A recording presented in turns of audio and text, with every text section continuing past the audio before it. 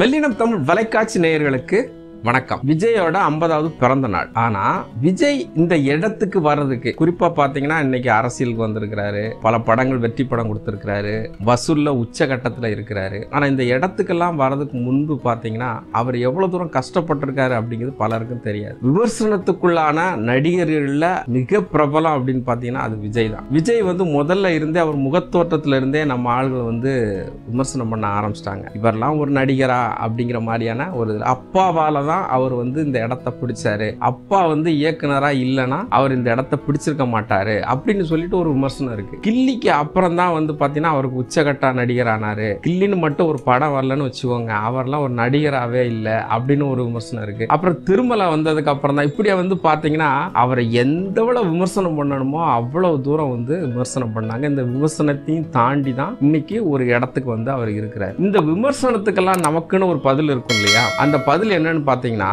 நீங்க அவர் சொல்ற மாதிரி கில்லிக்கு அப்புறம் தான் அவர் பிரபலமானார் அப்படின்லாம் கிடையாது. கில்லிக்கு முன்னாடி உள்ள வெற்றி படங்கள் பாத்தீங்கன்னா ஏகப்பட்டது இருக்கு. தொடக்க கால வெற்றி படங்கள் அப்படின்னு பாத்தீங்கன்னா பூவை உனக்காக சொல்லலாம், காதலுக்கு மரியாதை சொல்லலாம், இப்படி நிறைய படங்கள் வெற்றி படங்கள் கொடுத்திருக்கிறார். இது எப்படின்னா ஒரு விஜயை குறை சொல்வதற்காக சொல்லப்படுறதா அந்த கில்லிக்கு அப்புறம் அப்படின்னு. ஆனா கில்லியை நம்ம எப்படி எடுத்துக்கலாம் அப்படின்னு கேட்டோம்னா, தமிழ்நாட்டில் முதலா 50 கோடி வசூலித்த முதல் படம் கில்லி அப்படி வேணா நம்ம சொல்லாம ஒழிய, கில்லிக்கு அப்புறம் தான் விஜய்க்கு ஒரு பெரிய வியூ பாயிண்ட் கிடைச்சது அப்படிலாம் கிடையாது. அதுக்கு முன்னாடியே அவர் சராசரியா ஒரு முதன்மையான நடிகருக்கான ஒரு வெற்றியை அவர் கொடுத்துட்டு இருக்காரு. நம்ம இப்ப அதை தாண்டி என்ன பேச போறோம்னா, இன்னைக்கு அவர் இந்த 50வது பிறந்த நாள் அப்போ அவர் அரசியலுக்கு வந்துட்டார். அரசியலுக்கு வந்துட்டு தன்னோட திரைப்படத்தை ஒரு முடிவுக்கு கொண்டு வரதாவும் சொல்லியிருக்காரு. இது ஒரு முடிவுக்கு கொண்டு வருவாரா வரமாட்டாரா அப்படிங்கிறது ரெண்டாவது பட்சம். ஆனா இந்த 50வது பிறந்த நாள்ல அரசியலுக்கு வர்றதுங்கிறது ஒரு சின்ன ஒரு குட்டி ஸ்டோரி ஒண்ணு இருக்கு. அவர் படங்கள் தொடர்ச்சியா என்ன கேட்டீங்கன்னா, அந்த காவலன்ல இருந்தே அவருக்கு ஒரு அரசியல் நெருக்கடியில வராம இருந்துச்சு. அதாவது படங்களை வெளிவர விடாம தடை பண்ணக்கூடிய ஒரு காலம் இருந்துச்சு. அப்போ எஸ்எஸ்சி சொல்றாரு, நீ இப்ப எதை பத்தியும் அரசியல் பத்தியே யோசிக்காத, உன்னோட 50 வயசுக்கு அப்புறம் அரசியலை பத்தி யோசி, அது வரைக்கும் நீ படத்தை மட்டும் பாரு, உனக்கு எந்த படமும் தடை வராது அப்படின்னு சொல்லிட்டு ஒரு பேட்டியே கொடுத்தாரு எஸ்எஸ்சி. ஆக இன்னைக்கு இந்த 50வது பிறந்த நாளுக்கும் அவர் அரசியலுக்கு எடுத்து வச்சதுக்கும் ஒரு பெரிய ஒரு கதையே இருக்கு அப்படிங்கிறது இதைத்தான் நான் சொல்ல வரேன். இப்ப அரசியலுக்கு வந்ததுக்கு அப்புறம் இவருக்கு நிறைய நெருக்கடிகள் வரும், அல்லது இவர் எதிர்கொள்ளக்கூடிய சவால்கள்னு கூட நம்ம எடுத்துக்கலாம். குறிப்பா பாத்தீங்கன்னா இப்ப எல்லாருமே எம்ஜிஆர் ஆக முடியாது. எம்ஜிஆராக ஏன் ஆக முடியாது அப்படின்னு கேட்டீங்கன்னா, எம்ஜிஆரோட காலகட்டத்தில் இந்த அளவுக்கு மீடியா கடந்து கிடையாது. அதே நேரத்தில் எம்ஜிஆர் என்ன சொல்றாரோ அதுதான் பத்திரிகையில செய்தியா வரணும். புதுசால யாரும் செய்தியா எழுத முடியாது. அப்படிதான் ஊடகத்துக்குன்னு ஒரு கட்டுப்பாடு அல்லது ஊடகங்கள் பெரிய அரசு துறையை நினைச்சு ஒரு பயத்துல இருந்துச்சு. ஆனா இன்னைக்கு அப்படி கிடையாது. நீங்க தும்முனா கூட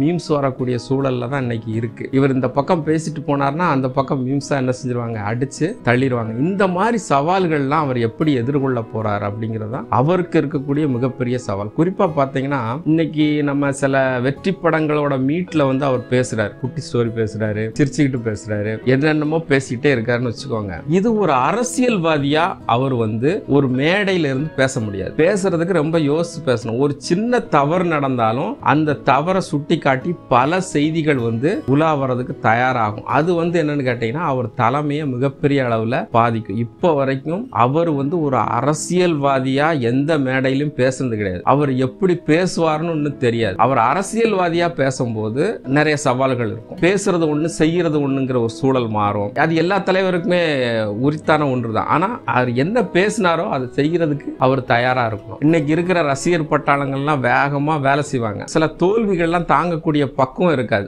தலைமைக்கோ அல்லது கட்சிக்கோ பக்குவம் இருக்கலாம். ஏன்னா அவங்க அதெல்லாம் கடந்துதான் அந்த கட்சியை ஆரம்பிச்சிருப்பாங்க. ஆனா சின்ன சின்ன ஆட்களுக்கெல்லாம் அந்த பக்குவம் இருக்காது. உடனே என்னன்னா வெளியேறணும் அப்படின்பாங்க, இல்ல ஏதாச்சும் சரியில்லை அப்படின்னு அவங்களே சொல்ல ஆரம்பிப்பாங்க. அடுத்து ஊடகம் பெரிதாக்குறதுக்கு தயாரா இருக்கும். எப்படி தயாரா இருக்கும் அப்படின்னு கேட்டீங்கன்னா, இப்ப விஜய் இருக்கிறாரு. விஜய் தான் தமிழக வெற்றி கழகத்தோட தலைவர். அவரை வச்சுதான் அந்த கட்சின்னு ஒண்ணு தொடங்கப்படுது. இப்ப நல்லா யோசிச்சு பாருங்க, விஜய் அதை தாண்டி வந்து புஷி ஆனது தவிர உங்களுக்கு யாருமே தெரியாது. ஆனா இனிமே என்ன ஆகும் அப்படின்னு கேட்டீங்கன்னா, எல்லாரும் தெரிய ஆரம்பிப்பாங்க. அப்படி தெரிய ஆரம்பிக்கும் போது யாருமே தெரியாத ஒரு கட்சியில ஒரு மாவட்ட செயலாளர் திடீர்னு இன்னொரு கட்சியில போய் சேர்ந்தாருன்னா அது வந்து எப்படி போடுவாங்க அப்படின்னு கேட்டா, விஜய் கட்சியில இருந்து முக்கிய பிரமுகர் புகழ் பெற்றவர் பிரிந்தார் அப்படின்னு வரும். இதெல்லாம் தாங்கிற பக்கம் விஜய்க்கு வேணும். ஏன்னா இப்படிதான் வந்து செய்திகள் வர்றதுக்கு இப்பவுமே தயாராயிருவாங்க. அந்த கட்சிக்கு போனாரு, இந்த கட்சிக்கு போனாரு அப்படிங்கும் போது அதெல்லாம் சோர்ந்து போகாம எதிர்கொள்ளக்கூடிய அந்த சவாலை வந்து விஜய் வந்து இந்த 50வது பிறந்த நாள்ல வந்து அதுக்கு தயாரா இருக்கணும் அப்படிங்கிறது தான் நம்மளுடைய ஒரு விஷயம். அடுத்து வந்து வர ஜூன் 28 வந்து ஒரு மீட், அதாவது 10ஆம் வகுப்பு 12ஆம் வகுப்பு மாணவர்களுக்கான அந்த அதிக மார்க் எடுத்தவங்களுக்கான பரிசு கொடுக்கிறதுக்காக அறிவிச்சிருக்கிறாரு. ஜூலை 3 2 நாள். ஏன்னா போன தடவை வந்து பாத்தீங்கன்னா ஒரே நாள்ல போய் ரொம்ப நேரம் ஆகி அவர் நிற்க முடியாம அதே எப்படி மியூஸ் போட்டாங்கன்னு உங்களுக்கு தெரியும் இல்லையா? அப்படியே ஒத்த கால வச்சு நிற்கிற மாதிரியான மியூஸ் எல்லாம் போட்டு தள்ளினாங்க. அதனால 2 மீட்டா வந்து நம்ம திருவான்மியூர்ல மிகப்பெரிய ஒரு ஹாலில் வச்சிருக்கிறாங்க. ஆக இதெல்லாம் வந்து அவர் எப்படி பக்குவமா எடுத்துக்கிட்டாரோ அதே மாதிரிதான் ஒவ்வொரு மீட்டையும் அவர் வந்து பக்குவமா எடுத்துக்கணும். அடுத்து முதல் அரசியல் மேடைன்னு ஒண்ணு இருக்கு. இன்னும் அவர் முதல் அரசியல் மேடைக்கான மீட்டிங்கே மாநாடே இன்னும் போடல. ஆனா அவர் வந்து 26ல வந்து அவரு களத்துல இறங்குறதா சொல்லிட்டு இருக்கிறாரு. அவர் அரசியலுக்கு மிகப்பெரிய தயாராயிட்டாருங்கிறதுக்கு பெரிய எக்ஸாம்பிள் என்னன்னா, 26ல தான் நான் அரசியலுக்கு வரணும்னு தெளிவா சொன்னாலும் கூட அண்மையில வந்து பாத்தீங்கன்னா விக்கிரவாண்டி தேர்தலுக்கு வந்து தமிழக வெற்றி கழகத்தின் சார்பாக போட்டி இல்லை அப்படின்னு சொல்லி அறிவிப்பளிட்டார். இது வந்து ஒரு முதிர்ச்சியான ஒரு விஷயம் தான். அவரே சொல்லியிருக்காரு 2026ல தான் வாரன்னு சொல்லி. இருந்தாலும் நாங்க ஒரு கட்சி அப்படிங்கிறத வந்து அதை வந்து அங்கீகரிக்கணும் அப்படிங்கிற மாதிரியான ஒரு தோற்றத்துல அந்த அறிவிப்பை வந்து வெளியிடுறாங்க. அதுவும் மிகப்பெரிய அளவுல பத்திரிகையில எல்லாம் செய்திகளா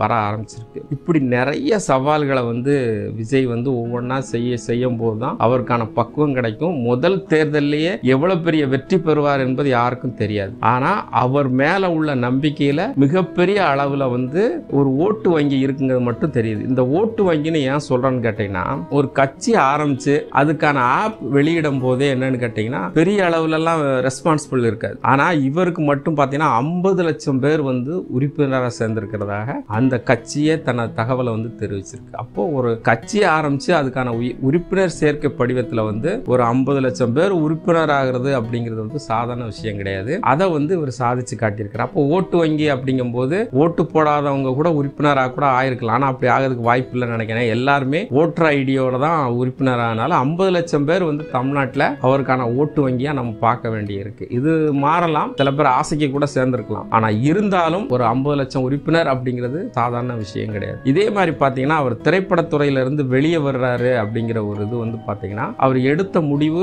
தப்பா இருக்கும் அப்படின்னு தான் தோணுது. எப்படின்னு கேட்டீங்கன்னா, ஒரு பெரிய பொசிஷன்ல போனதுக்கு அப்புறம் தான் வந்து திரைப்படத்துறையில இருந்து வெளியேறலாம்னு சொல்லி அறிவிச்சா பரவாயில்ல. ஆனா அவர் என்னன்னா இன்னுமே வந்து அரசியல்ல இறங்கும் போதே அதை அறிவிச்சிட்டார். அப்படிங்கும் போது இந்த வெற்றி தோல்விகள்ல இருந்து திரும்பவும் அவர் வந்து திரும்பவும் நான் படம் நடிக்கிறேன்னு சொன்னா அது அவ்வளவு சரியா இருக்காது. அது எப்படி முடிவு, அந்த முடிவு என்கிறது என்ன பொறுத்த அளவுக்கு ஒரு சரியான முடிவு இல்லைன்னு நினைக்கிறேன். எம்ஜிஆரை பொறுத்த அளவுக்கு முதலமைச்சர் ஆனதுக்கு அப்புறம் தான் வந்து அவர் தன்னோட அந்த நடிப்பு அப்படிங்கறத தொடர்ந்தார். அதுவும் குறிப்பா பாத்தீங்கன்னா மதுரையை மீட்ட சுந்தரபாண்டியன் அப்படிங்கிற ஒரு படத்துல பாதியை நடிச்சிட்டு இருக்கும் போது அவர் முதலமைச்சராக தேர்ந்தெடுக்கப்பட்டதுனால அந்த படத்தை அப்படியே பாதியிலே டிராப் பண்ணி இனிமே நான் படம் நடிக்க மாட்டேன் அப்படிங்கிற ஒரு முடிவு எடுத்தார். இப்ப அதே மாதிரி விஜயகாந்த் அப்படிதான் கடைசியில ஒரு கட்டத்துல தான் அவர் வந்து படம் நடிக்க மாட்டேன் இல்ல நடிக்க முடியல அப்படிங்கிற ஒரு கட்டத்துல தான் வந்து விஜயகாந்த் போனார். ஆனா இவருக்கு 50 வயசு, ஆனா ரசிகர்கள் வந்து அவருக்கு என்னமோ 25 வயசு அப்படிங்கிற மாதிரி தான் கொண்டாடிட்டு இருக்க இந்த சூழல்ல வந்து குழந்தைகள்லாம் அழுகிறதெல்லாம் பார்த்திருப்பீங்க. அந்த அளவுல வந்து ஒரு படத்தை நிறுத்தினாரு அப்படிங்கிறது, படம் இனிமே நடிக்க மாட்டான் அப்படின்னு சொல்றது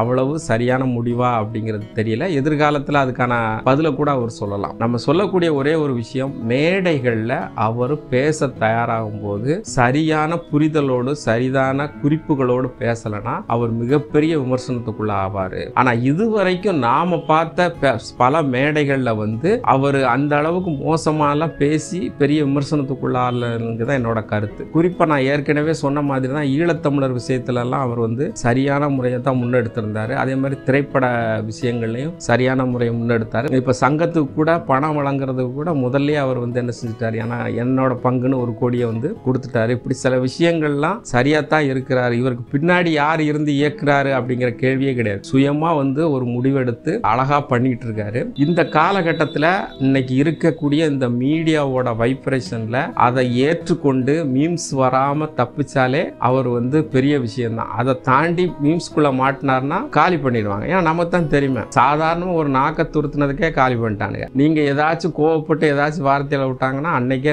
என்ன செஞ்சிருவாங்க, மீம்ஸ்லேயே சாகடிச்சிருவாங்க. அதுக்கெல்லாம் அவர் தயாரா இருக்கணும் அப்படிங்கிறதான் நம்மளுடைய கருத்து. ஆக இதையெல்லாம் தாண்டி இன்னைக்கு 50வது பிறந்த நாளை ரசிகர்கள் கொண்டாட தயாராயிட்டாங்க. இது வரைக்கும் எந்த ஒரு நடிகர்களுக்கும் இல்லாத பிறந்த நாளா எத்தனையோ பேருக்கு 50வது பிறந்த நாள் வந்திருக்கு. பெரிய பெரிய நடிகர்களுக்குலாம் 50வது பிறந்த நாள் வந்து. ஆனா ஒரு நடிகருக்கு 50வது பிறந்த நாள்ல ஒரு 7-8 படம் ரீரிலீஸ் ஆகுது அப்படின்னா அது எனக்கு தெரிஞ்ச முதல் முறையா விஜய்க்கா தான் இருக்கும். நமக்கு தெரிஞ்ச அளவுக்கு பார்த்தீங்கன்னா இன்னைக்கு தியேட்டர்ல வர பார்த்தீங்கன்னா கத்தி, துப்பாக்கி, வில்லு, இன்னும் நிறைய படங்கள் ரிலீஸ்னு அறிவிச்சுட்டு தியேட்டர்ல ஷோ கூட போட்டாங்க. இப்படி ரசிகர் மத்தியில மிகப்பெரிய கொண்டாட்டத்துக்கு தயாராகிட்டு இருக்கிறது தான் நம்ம விஜய். விஜய் தன்னுடைய 50வது பிறந்த நாள்ல தன்னோட கட்சி எதிர்கொள்ளக்கூடிய சவால்களை எதிர்கொள்ளவும் ரசிகர்களை பக்குவமா நடத்தவும் அவர் தயாராகிக்கிறணும். அதனால அவருக்கு இந்த 50வது பிறந்த நாளை மகிழ்ச்சிகரமான ஒரு பிறந்த நாளா இருக்கணும்னு சொல்லி வாழ்த்துகிறோம். வெள்ளினம் தமிழ். நன்றி.